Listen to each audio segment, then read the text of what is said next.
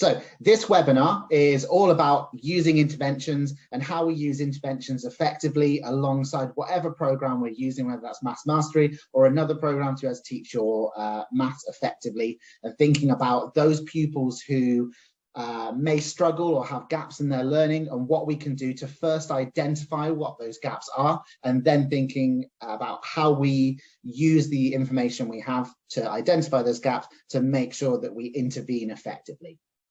On the call today, you have myself. My name is Anthony Latham. I'm a Senior Delivery Manager for Ark Curriculum Plus and specifically Maths Mastery. That means I support lots of schools all around the country in effectively implementing our program as best they can. I'm also joined on the call by my colleagues Claire and Phil, so I'll pass on to Claire to introduce herself. Hi, I'm Claire Crosby. I'm Head of Primary Maths at Ark Curriculum Plus Mathematics Mastery, and so I'm specifically overlooking the curriculum design of our programme and then working closely with Anthony and his team who support our group of schools as well. Phil. Hi there, I'm Phil. I'm a Partnership Manager here at Ark Curriculum Plus. So I spend a lot of my time speaking to schools, letting them know the great stuff we're doing and sort of finding what we can do to meet their needs and help them out. Okay, thanks a lot, guys. You'll be hearing from both Claire and Phil a little bit later, but I'm going to take us through the first part of the webinar this afternoon. So, the structure of the webinar, we're going to first have a look at, think about when you might use interventions and with which pupils you'd be using those interventions with. So really thinking about what do we do in our practice, in our daily cycle, in the way that we go about planning maths to make sure that we identify the pupils who need that support as much as possible. Claire will then run through with you, once you've identified those pupils, what do you do about it and what interventions can you put in place? And we look specifically at our Ready to Progress interventions program that we released last year, I think it was. And then for the last part of the session, Phil is going to be talking through some information about Maths Mastery in a wider context about how the program works and ways that you could potentially get involved. Okay.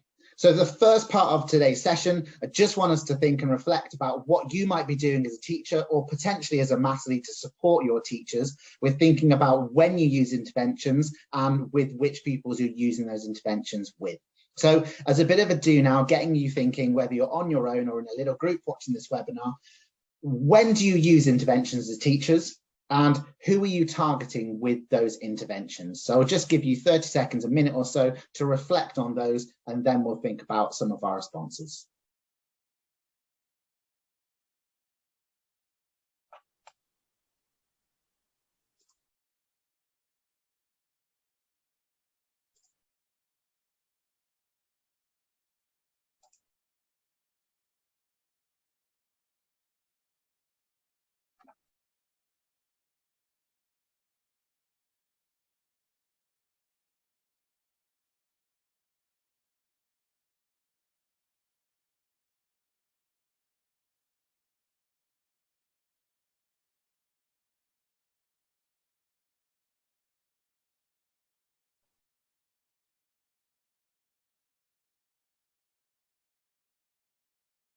Okay, I'm just going to bring us back together there. So just reflecting on some of those thoughts in terms of when we're using interventions and what we're using them for, just going to move us on slightly.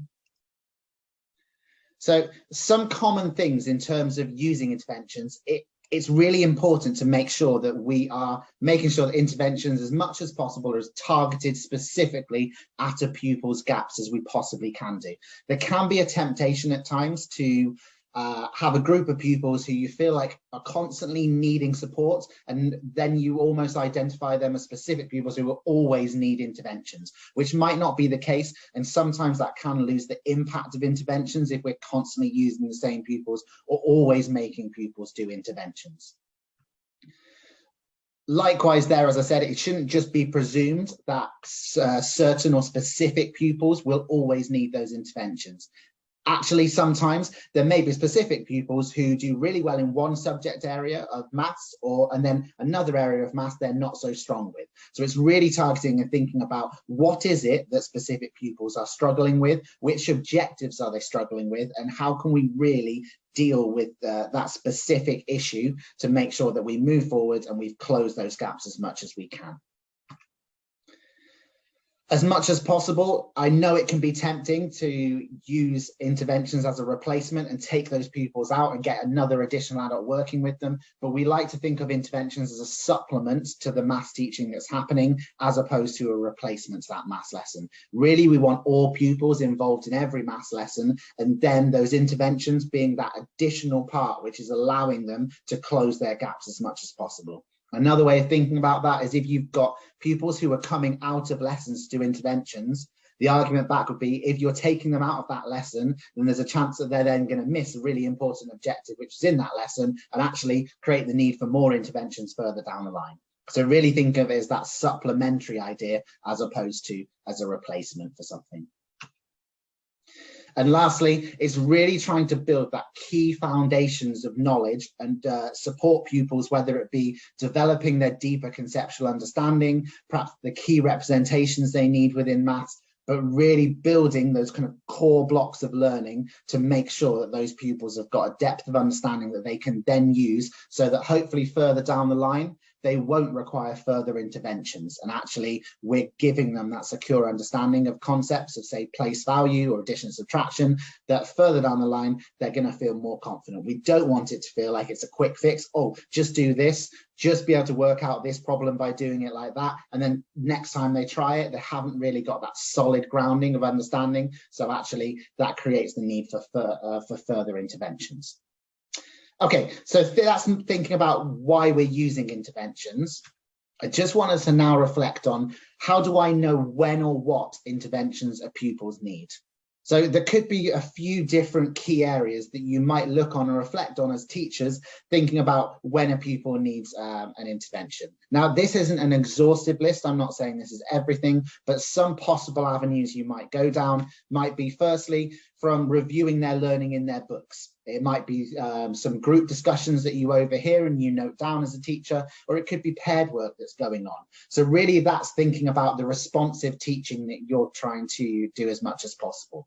Linked to that responsive teaching is also questioning. So the questioning that you're doing as a teacher with pupils and asking them from their responses, you might be able to build up some understanding of perhaps they haven't understood a concept as well as you would like. And you might note down somewhere, actually, really there's a need for intervention there. So those two might be happening within your teaching, and potentially that can be tricky and you might miss some things along the way. One other big area that we might use in terms of developing opportunities to see where a pupil's gaps might be and where they might need intervention might be through the use of formative assessments. So most commonly, these might happen through pre and post unit assessments, where you assess what their prerequisite knowledge is, and then after a unit, you assess how well they've done in that.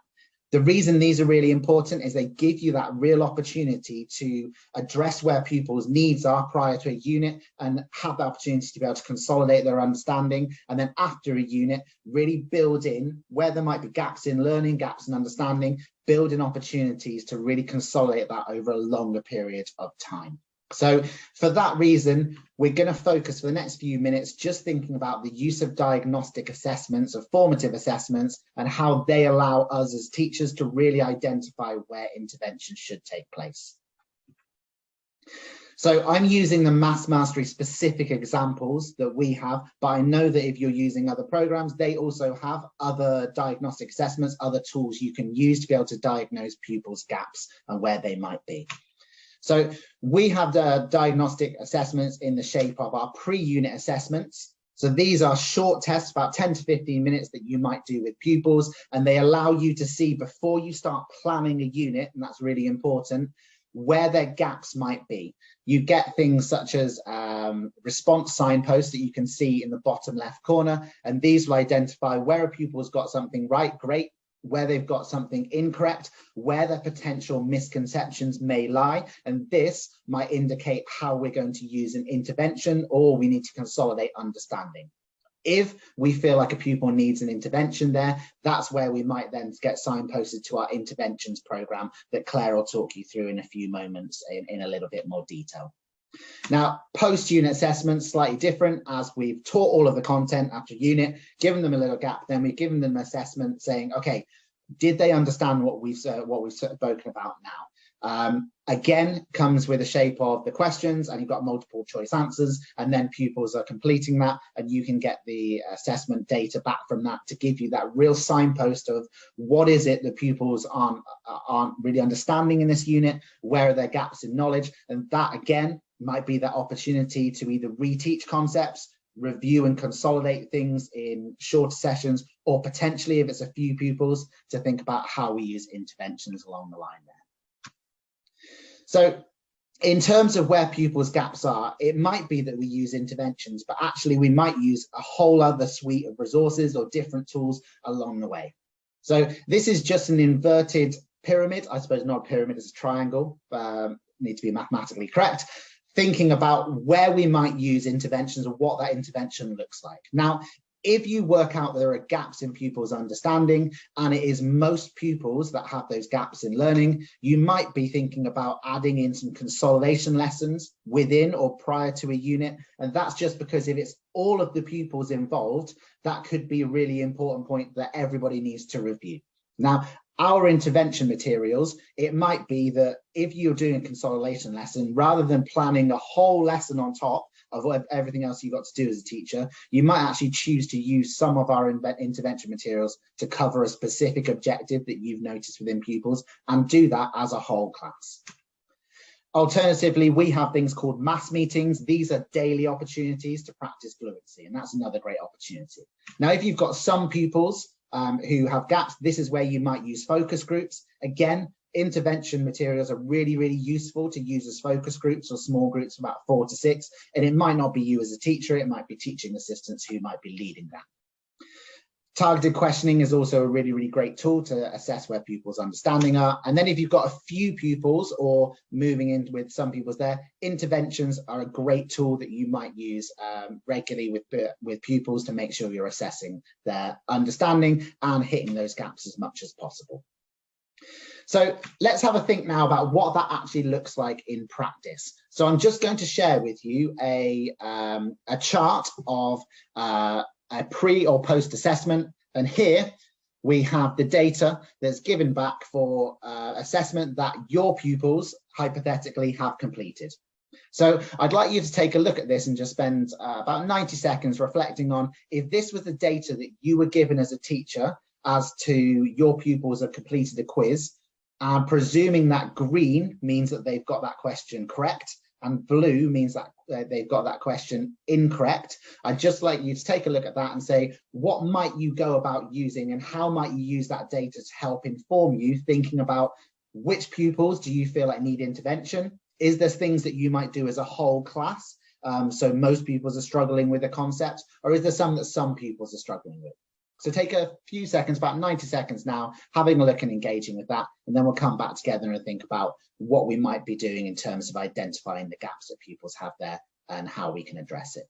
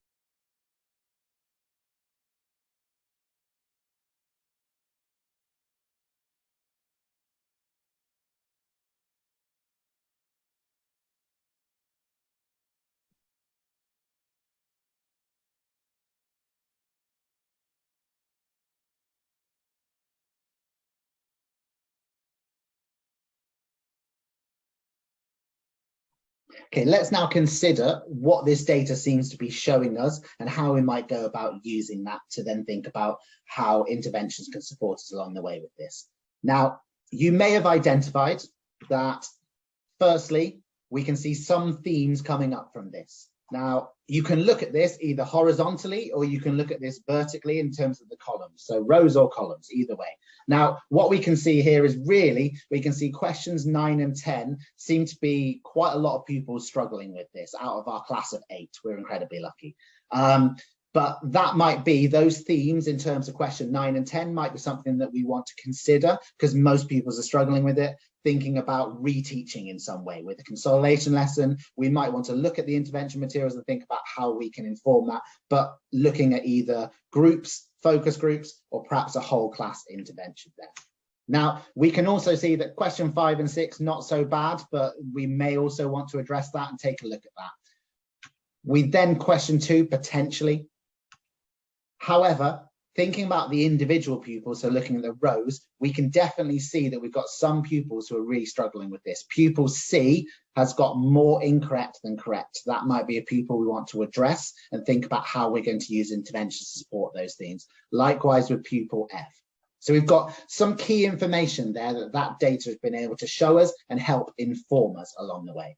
Now, if you are wondering where this came from, you may also then cross-check this and cross-reference it with the objectives specifically. So going back to the objectives, we were looking specifically really at question 9 and 10, which is about rounding. So it might be that we then go into our intervention materials, have a look at what's there for the rounding topics. And if you use our materials in the post-unit and pre-unit quizzes, it will tell you exactly where to go to in your interventions. So that might be there. I think, okay, they need to work on rounding. That's then what I'm going to address as much as possible. The other theme which did come up was also comparing 3-digit numbers. So that might be something I want to address as well. So that's how we're able to use data as much as possible, but also pre and post assessments to really identify specific pupils or specific groups of pupils to make sure that any intervention that we're doing is targeted on the needs of those pupils. So that's thinking about the whole class setting. We do also, and I'm sure Claire will speak about it, but have some ways of identifying pupils and the needs of pupils within the intervention materials themselves. So before I pass on to Claire, I'm just going to summarize some of the things that we've just spoken about there, that in order for interventions to be as purposeful as possible, we need to identify where those gaps are and make sure we're really targeting our support with them. In whichever form we have it, I think pre and post unit assessments are a really valuable tool to be able to facilitate and make sure that this is happening effectively, not just on our whim, but based on the data that we have. And finally, the interventions can be used with individuals, but we can also think about using them in focus groups, or if we have consolidation time, more widely to address any gaps and misconceptions that we may have. Okay, so that's summarized almost for the preamble to it and how we've identified pupils. When we've done that, we then want to think about how we're going to use interventions. In order to do that, I'm going to pass on to my colleague, Claire. And I think Claire is going to share her screen with you. Yes, I am. Can you see that now? Yes, I can, yeah. Great. Okay. So Anthony has talked you through some of the ways of how you're going to identify what pupils need interventions. So we're now moving on to the next stage where you've identified those pupils and now you're sitting down with a small group of pupils, or perhaps it's just 1 or 2 pupils, and you are completing an intervention with them. And we're going to look at what that intervention might be and how that might play out in your school setting. So first of all, sorry, let me minimize some of this. So first of all, well, which interventions am I going to use? So for the purpose of today's webinar, we're going to look through our Ready to Progress interventions, which we developed. They're currently in their 2nd year with schools. We have put a lot of time and effort into developing these interventions with Ark schools who we work closely with. They're only in their 2nd year being used currently, but we are really proud to say that they have been highly commended with Teach Primary this year in their awards, which were only announced last week. So something we're really proud of considering they are so new.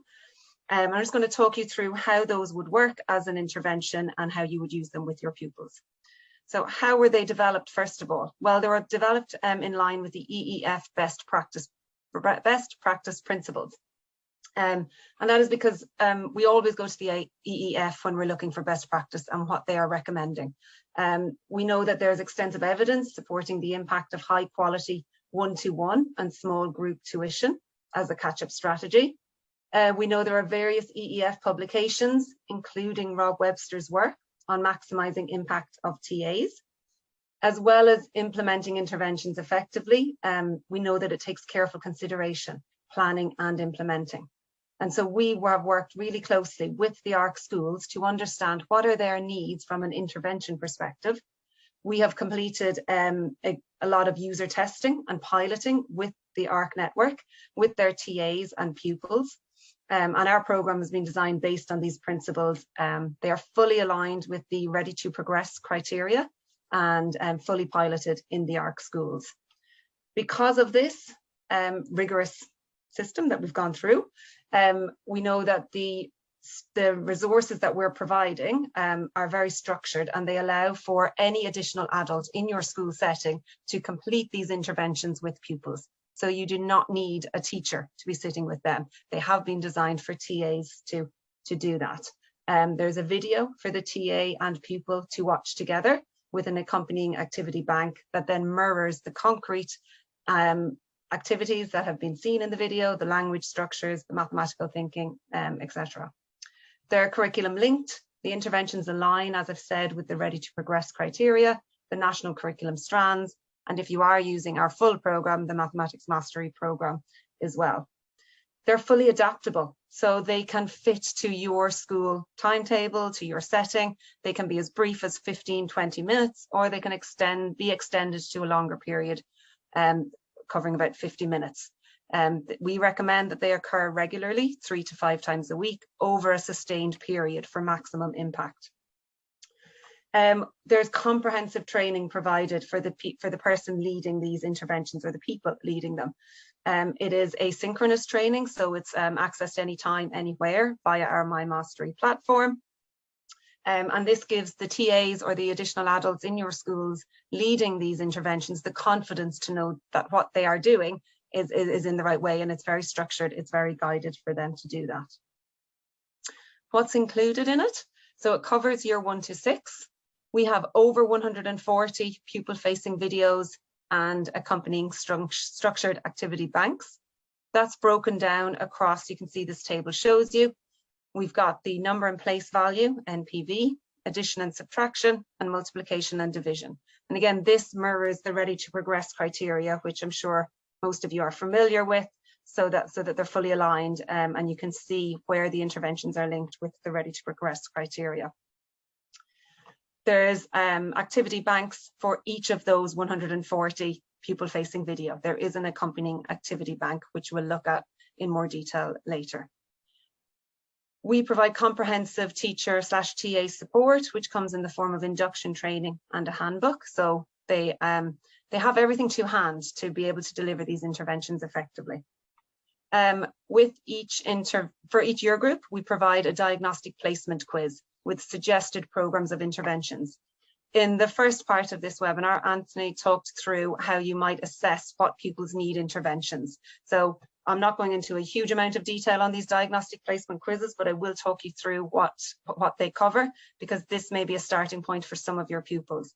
So what Anthony talked through was more the formative side in class, coming up to a unit of work, how you're going to assess what pupils might need an intervention. However, there are other times where you'll need to assess in a different way what that pupils need interventions. So for example, if a child joins you mid-year, you may need to find out, well, what's their starting point? Are they able to access the learning exactly where we are at now, or are there gaps? So you could use our diagnostic placement quizzes for pupils like that. We have 5 DPQs, one for not one for each year group, 1 to 5, and each of them assesses the knowledge from a particular year groups. We do advise that you use your professional judgment if you're using these to select the best quiz, but generally a good starting point is the previous year's diagnostic placement quiz. So for example, autumn term in year 2, I might use the DPQ for year 1 to check that they have the knowledge and understanding from the most important concepts in year 1.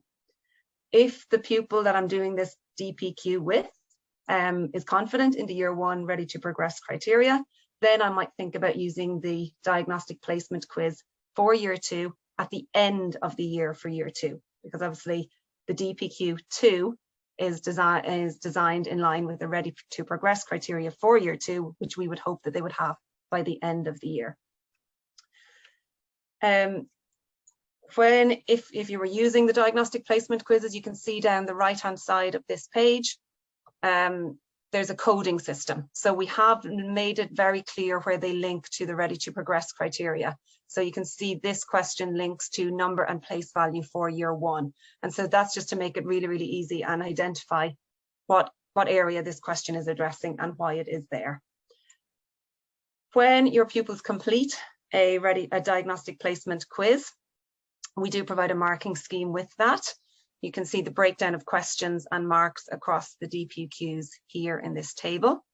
And we do then provide further guidance about what these marking schemes mean. So if, for example, a pupil had scored, fewer than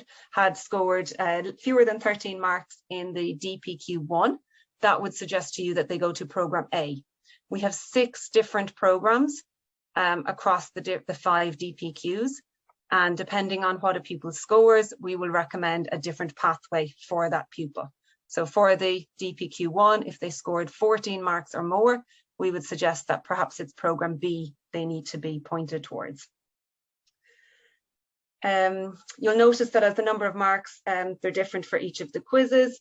In terms of the makeup of each of the programs that we have, so we have program A to B. You can see in that table, program A is solely focused on the year 1 ready to progress criteria, B year 1 with year 2, and then it builds year on year.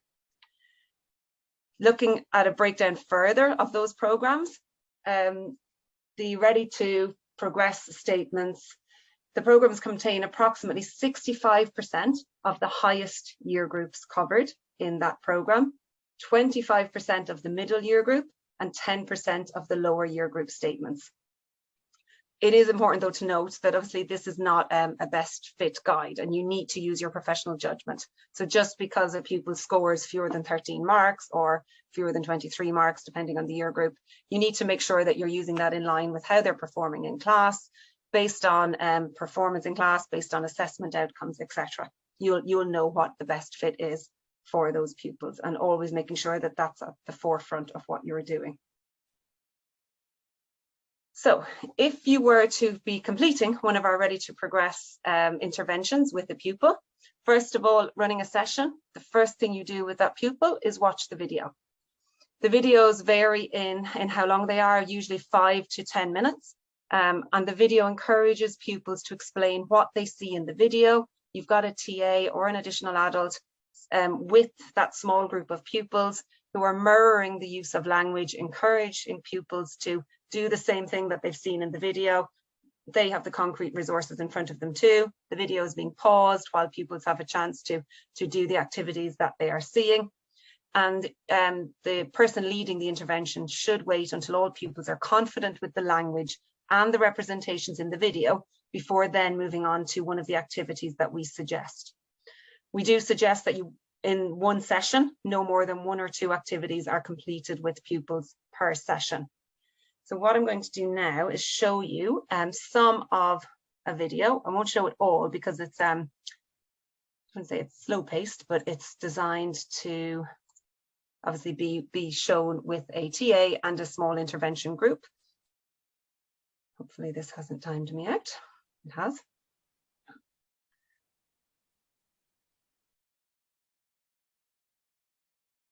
Sorry, give me a minute. So this video is from number and place value for year 2. It is 8 minutes in total. We're not going to watch all 8 minutes of it, but I will skip forward at certain parts of it, and it is looking at the place value of a 2-digit number. Hi there, and welcome to this session on place value. Let's explore the link of how numbers are written and what their value is.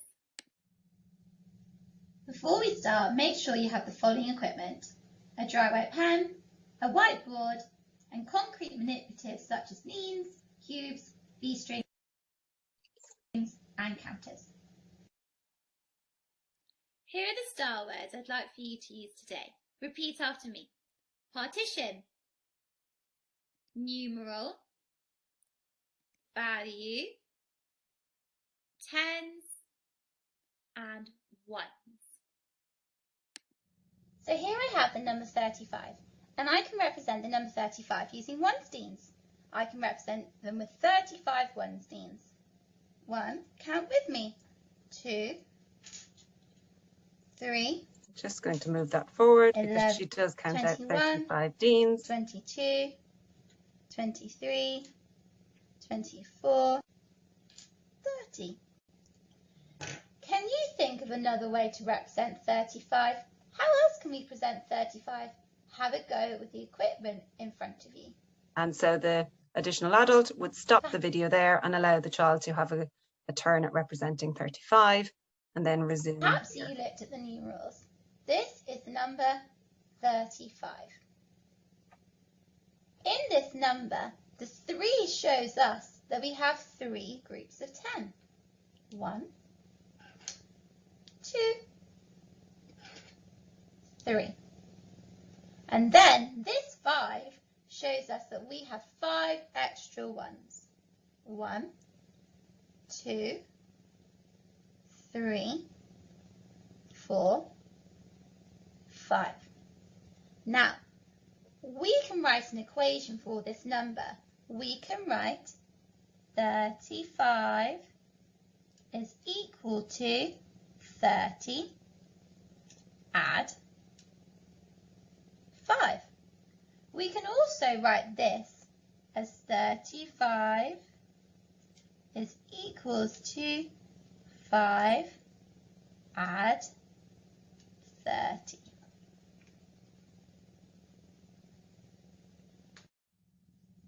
Did you represent 35 using a different resource? Perhaps you use cubes. So here we have the number 35. The 3 is telling us there are 3 groups of 10. 10, 20, and 30. And the 5 is telling us that there are 5 extra ones. 1, 2, 3, 4, 5. So we can see that 30 add 5 is equal to 35. Perhaps you've used a bead string. Here we have our bead string. So let's count up. So we know we need 3 groups of 10. 10, 20, 30. So here we have 3 groups of 10. We also know that our 5 is telling us there are 5 extra ones. 1, 2, 3, 4, 5. Therefore, 35 is equal to 30 add 5. Pause the video here and explain what's the same and what's different. Okay, I'm going to stop it there. The second, that's half the video. That's just under 5 minutes. It goes up to 8 minutes. What happens next is they do they pick a different number, 53, and they do it with the same resources. So they use deans, cubes, and a bead string to show what that number looks like in those different representations. Let me go back to the slides. And so if we were doing that with pupils, we would show the video to our pupils. We would pause and stop it, make sure that they are confident with the language in that video. They are confident in doing that activity, in breaking up a number in terms of tens and ones and showing it using those different representations. And then once they are confident with that language and the 4 representations shown in that video. So we've got the deans, cubes, bead string, as well as the part whole model. We could also say there's a 5th representation using the equations, but depending on the focus of this intervention, you may just be focusing on concrete or the pictorial, and you may not be focusing on the abstract for this particular intervention, depending on where your pupils are at. Once they're confident with that, we would then say, move on to the activities that we provide as part of those materials. So here are some of the activities provided for NPV 2. So they're using part whole models, and they are drawing out a number in terms of the 10s and the 1s. They're showing it using a 10 frame. They are given using a part whole model to partition the number 57 in terms of 10s and 1s, and then they've got the number 43, and it's asking how many different ways can you show me this number? Can you draw a picture? Can you use a part whole model? Can you use Deans? So there are quite a lot of activities provided for this one intervention. We would not suggest, of course, that this is completed in one session with a child. What we would suggest is perhaps over 3 to 4 sessions that this is completed. So they're watching the video, they may complete 1 or 2 activities. The next day or 2 days later, whenever the next session happens, they re-watch the video. Make sure that they are redoing those activities so that they're building on what they already know, they're retaining that knowledge, and they're doing it again, and perhaps being more confident with the language or the resources that they're using. You may do 2 or 3 more activities, and again, repeating that for session 3 as well, or where the intervention lead leads it themselves without watching the video, depending on where the pupils are at. Those are our ready to progress materials and how we would suggest that they are used effectively with small groups of pupils in your classroom. What I'm going to do now is pass over to Phil, who will talk to you a bit more about our wider Maths Mastery programme and the interventions package and where that sits within there. And also, if you do have any questions specifically on the interventions that Anthony and I have talked through just now, do pop your question into the chat, or else do stay on the call at the end of Phil's input, and then we can speak to you then. But Phil, I'll pass over to you. Yeah, so we have heard quite a lot about our ready to progress interventions. They are part of our wider curriculum. So in those ready to progress interventions, we've seen that an example of the brilliant pupil facing videos. In there are over 140 pupil facing videos with the linked activities to do afterwards. As Claire spoke about earlier, obviously that is far too much for any pupil to do. You wouldn't expect them to be sitting through that 140. So of course you get the linked in assessments to make sure that we're starting at the right place. If you just pop on to the next slide, Claire. Yeah, sorry. Thank you. So that is part of our bigger Maths Mastery package. You could buy the Ready to Progress interventions as a standalone product and implement that in your school to have an amazing set of interventions going. The price for that is £541, so it's priced very low to make it accessible for all schools. But you could also get the full Maths Mastery programme, which has Ready to Progress interventions as a part of it. We'll now take you through a little bit about what is involved in that full curriculum. So we believe the power of a curriculum is when everything is aligned. So when you have your interventions aligned to your curriculum plans, aligned to your resources, aligned to your assessments, aligned to your professional development that's happening at the same time. When everything is brought together and everything is aligned, you get a brilliant programme that can really upskill your staff and have amazing progress for your pupils. We like to say our programme is integrated, comprehensive and adaptable. These 3 things coming together, as I said, get amazing teacher expertise. We're accelerating the development of our teachers in our classrooms. We get to repurpose our teacher time. Instead of spending time finding images on Google, planning PowerPoints, we can think about the things that matter the most, which is our pupils. So we can think about how are we going to deliver our exposition at this point? How are we going to tweak or adapt this task to make sure it meets the needs of all pupils? Our programmes also have proven impact. We have been shown that our programmes help pupils make more progress than pupils not using the programme. So if we pop on to the next slide, we'll have a look at what this looks like in the classroom. All of these things I've just discussed can be broken down into our long term, our unit, and our lesson. So in our long term, Of course, we provide curriculum overviews, so you can see that thread of learning throughout the year. We have modules that both teachers and leaders can do to make sure that we understand the curriculum, we know how to teach it, we know how to adapt it, we understand the intent behind it. We have our assessments, both cumulative, formative and summative. This makes sure that we know where our pupils are, we know where they're heading, we know any gaps that may need closing in that longer term. We run a conference every year that schools can gain access to discuss what we're doing, to have that really collaborative sense within our programs.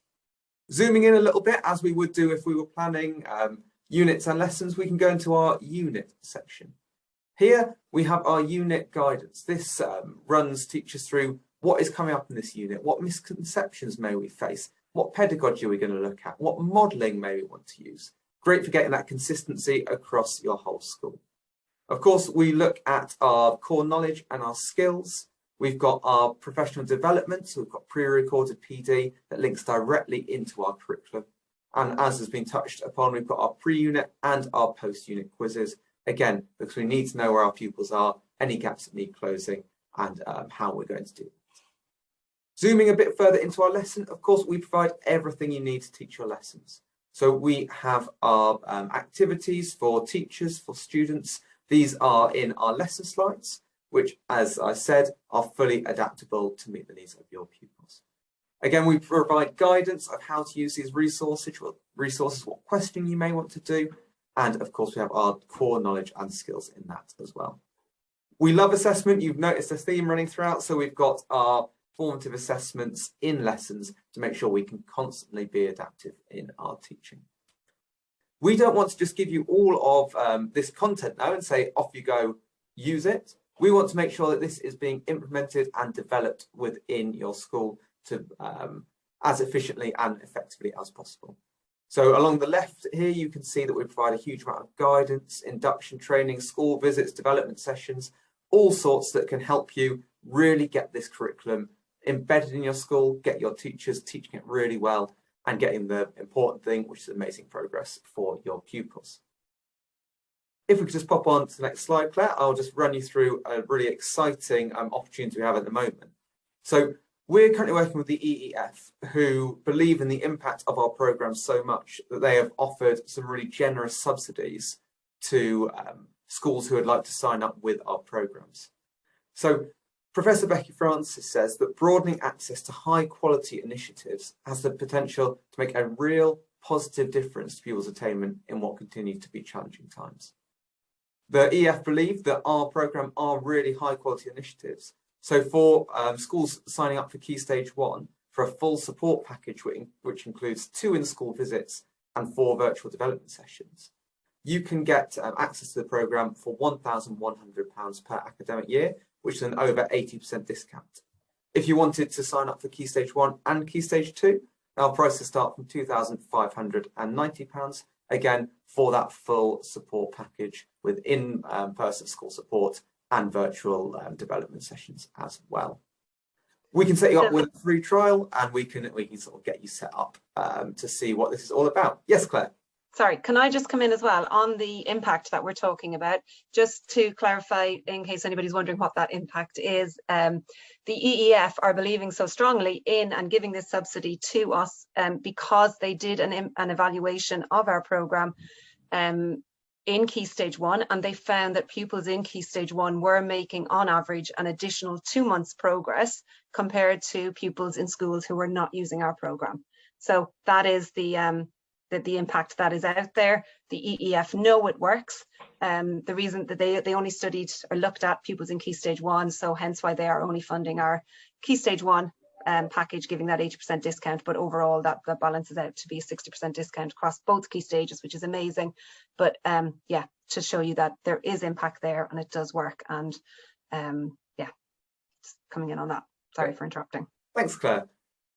So we would love to speak to you more if you would like to know anything more about our programmes, about the impact that the EEF have found they have. If you'd like to find out how we could work with your school to get any of this implemented, we would love to hear from you. So if we just pop on to the next slide, we will, you can see the ways of contacting us. You can either Drop us an email, partnerships@arkcurriculumplus.org.uk, with any questions you may have. Or if you scan the QR code bottom left, or copy and paste that link into your, sorry, not copy and paste. If you just type that link into your browser, you will get to a screen that will let you book a call in directly with a member of the team, so we can answer any questions you have. We can discuss how this would look within your school.